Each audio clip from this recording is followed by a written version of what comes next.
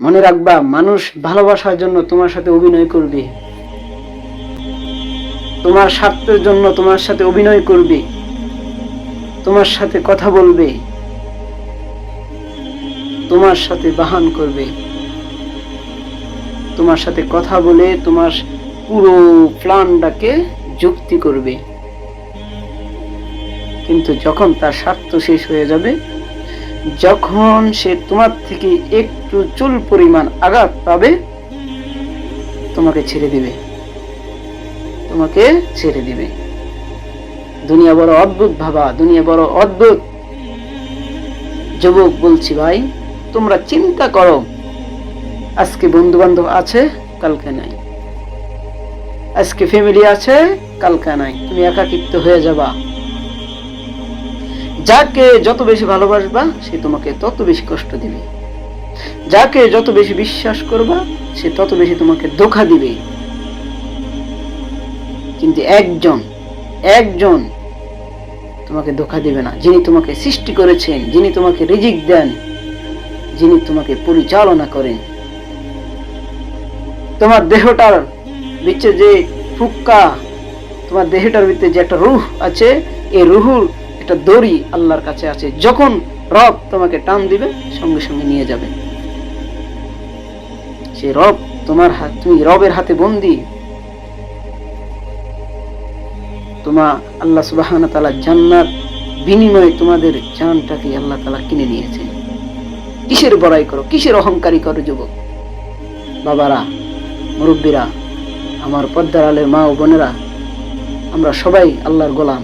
আমরা এসেছি আল্লাহর ইবাদত করতে, আমরা এসেছি রবকে খুশি করতে। আল্লাহ আমাদেরকে অনর্থ বানান নাই, তিনি আমাদেরকে কোনো অনর্থ বানান নাই, তিনি আমাদেরকে অবশ্যই পরীক্ষার জন্য দুনিয়াতে পাঠিয়েছেন। দুনিয়া থেকে যাওয়ার আগে আমাদের সামানকে গুছিয়ে নিতে হবে। সামান কি? আমাদের আমল, আমাদের তাকওয়া, আমাদের ইবাদত, আমাদের দান, মানুষের সাথে ভালো আচরণ, মানুষের উপকার করা, রোজা, সিয়াম, হজ, এরকম। এটা হচ্ছে আমাদের একটি আমল, এটা হচ্ছে পরীক্ষা। যে পরীক্ষা উত্তীর্ণ হবে, যে পরীক্ষা ফলাফল ভালো করবে, আল্লাহ সুবহানাহু ওয়া তাআলা হাশরের ময়দানে তার আমলনামা তার হাতে দিয়ে তাকে খুশি করে দিবেন। যাও বান্দা, তুমি আজকে পাস, তোমাকে আমি খুশি করে দিলাম। যা আমল করেছো তার দ্বিগুণ দিয়ে তোমাকে আমি খুশি করে দিলাম। 100% পাও নাই, 65% পাইছো, 60% পাইছো, 40% আল্লাহ ভরে দিবে। যাও বান্দা, তুমি পাস। কুল্লু বানি আদম খাত্তাউন। বান্দা গুনাহ করবে, তওবা করবে আল্লাহর কাছে।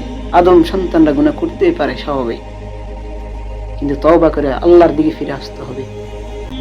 যদি তুমি গুনাহ করেছো, তওবা করো নাই, তওবা না করে মারা যাও, তাহলে তোমার অবস্থা হবে জাহান্নাম। আর জাহান্নামে গেলে আল্লাহ সুবহানাহু ওয়া তাআলা খুশি হন না, তিনি বেজার হন। আরে আমার বান্দা সে জাহান্নামে চলে যাচ্ছে, বান্দা ফিরে আসো। মুহাম্মদ সাল্লাল্লাহু আলাইহি সাল্লাম সিজদায় পড়ে যাবেন আল্লাহর কাছে, আমার উম্মতকে বাঁচাও, আমার উম্মতকে বাঁচাও। আমার আল্লাহ ডাক দেবেন, হে নবী, আপনি চান, আপনি যাকে যাকে মন চায় তাকে নিয়ে জান্নাতে চলে যান।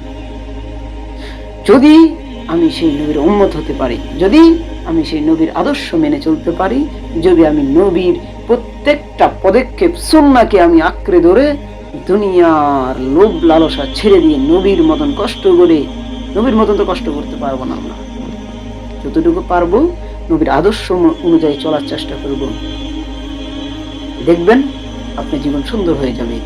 আমার নবী শিখিয়ে গিয়েছেন, ঘুম থেকে উঠা শুরু করে থেকে ঘুমে যাওয়া পর্যন্ত কিভাবে তুমি চলবা, সমস্ত কিছু শিখিয়ে দিয়ে গেছে। কারণ আমরা শেষ উম্মত, আমরা নবীর উম্মত, মুহাম্মদ সাল্লাল্লাহু আলাইহি সাল্লামের উম্মত। প্রত্যেক নবী আসছেন, দাওয়াত দিয়েছেন, স্পেশাল কিছু আল্লাহ তাআলা তাদেরকে গুণাবলী দিয়েছেন, সেগুলো ব্যবহার করে তারা চলে গিয়েছেন। কিন্তু আমার নবী, আপনাদের নবী মুহাম্মদ সাল্লাল্লাহু আলাইহি সাল্লাম সেটা ব্যবহার করেননি, সেটা উম্মতের জন্য রেখে দিয়েছেন হাসরের ময়দানে। কতটা ভালোবাসতেন আমাদেরকে, কতটা মহব্বত করতেন আমাদেরকে। আমরা সেই নবীর উম্মত। মুহাম্মদ সাল্লাল্লাহু আলাইহি সাল্লাম যে কত বড় মানুষ, পৃথিবীর সব মানুষের সেরা মানুষ। তিনি মানুষ ছিলেন, সেরা মানুষ ছিলেন। ওনার উপরে কোনো মানুষ আর নাই, তিনি শ্রেষ্ঠ মানুষ ছিলেন। আল্লাহ তাআলা ওনাকে এত সম্মান দিয়েছেন, আকাশচুম্বী সম্মান, যা কাউকে দেননি। আমাদের পিতা আদম আলাইহিস সালামকে এত সম্মান দেননি যত সম্মান আম্মা মুহাম্মদ সাল্লাল্লাহু আলাইহি সাল্লামকে দিয়েছেন। তিনি কথা বলতে পারবেন হাসরের ময়দানে, আর কেউ পারবেন না। সবাই বলবে ইয়া নাফসি ইয়া নাফসি ইয়া নাফসি, সবাই ত্যাগ করবে, আমি পারবো না, আমি পারবো না। আদম নবী সাল্লাল্লাহু আলাইহি সাল্লাম, আদম নবী বলবেন আমি একটা ভুল করছি, আমাকে জানি কি অবস্থা। ঈসা আলাইহিস সালাম বলেন আমাকে আমাকে মানুষে ইবাদত করে, আর আজকে জানি আমি কি অবস্থা পাই। মুসা আলাইহিস সালাম, তিনি বনি ইসরায়েলে একজনকে মেরে ফেলছে, আজকে জানি আমার কি হবে। ঈসা আলাইহিস সালাম, এরকম সব নবীরা পিছনে ছুটে যাবেন, পিছনে চলে যাবেন। তখন সবাই মুহাম্মদ সাল্লাল্লাহু আলাইহি সাল্লামের কাছে যাবে। মুহাম্মদ সাল্লাল্লাহু আলাইহি সাল্লাম বলবে হ্যাঁ আমি আজকে সুপারিশ করব, আমি তো কথা দিয়েছি আমার উম্মতদেরকে আমি জান্নাতে না নিয়ে জান্নাতে যাব না। আল্লাহু আকবার, কেমন নবী আমরা! যে নবী তাইফের ময়দানে মার খেয়েছেন, বদরের যুদ্ধে 2টা দাঁত শহীদ মোবারক হয়েছে, আঘাতের চিহ্ন খেয়েছেন, তারপরে উম্মতদেরকে ছেড়ে দেন, উম্মত বলে কেঁদেছেন। আজকে আমাদের যুবকরা নামাজ বাদ দিয়ে দিয়েছেন, নবীর আদর্শ বাদ দিয়েছেন, নবীর সুন্নাত বাদ দিয়েছেন, ইসলাম থেকে দূরে সরে গিয়েছেন।